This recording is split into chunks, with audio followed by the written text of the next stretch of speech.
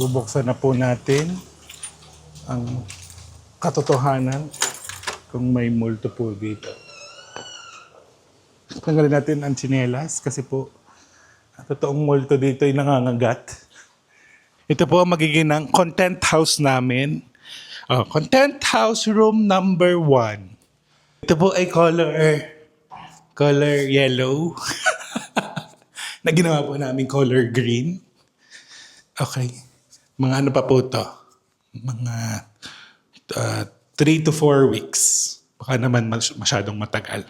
2 to 4 weeks ang aming target date bago makalipat po dito. Ito ang room number 2. Yan. Ang magiging kulay nito ay orange. Inayos lang po natin ang mga kisame. Ang room number 3.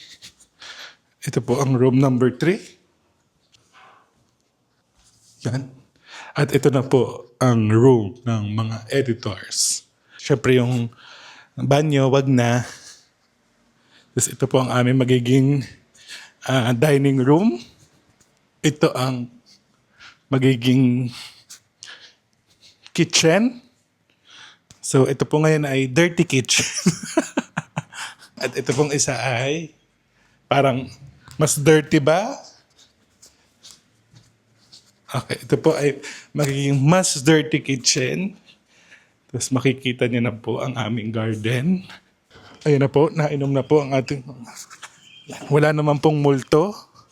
At yan na po ang garden. At dito po tayo magluluto ng kung ano man. Baka po tayo magbabarbecue pag hindi po naging successful ang ating vlog. Tapos dito po, aming living room. Okay. Ang alin? Yung main room? Dito daw po nakatira sa main room. Sa masters. Ito po ang in po ngayong ng mga interior designer. Para po pampatanggal po yan ng malas. At pupunta po dito ang ating cabinet. So, huwag natin ipakita ang restroom. Tayo po ay minabadali po ang mga projects at tayo po ay magiging busy this summer season for Summer Olympics. Magsa-Summer Olympics po tayo sa ating tindahan kasi madami po doon binubuhat parang Heidelin Diaz. Ano pa pong gusto nyo malaman? Comment down below. Below is the comment. And like and share. Ang lucky sharer ay bibigyan natin ng sticky mouse board.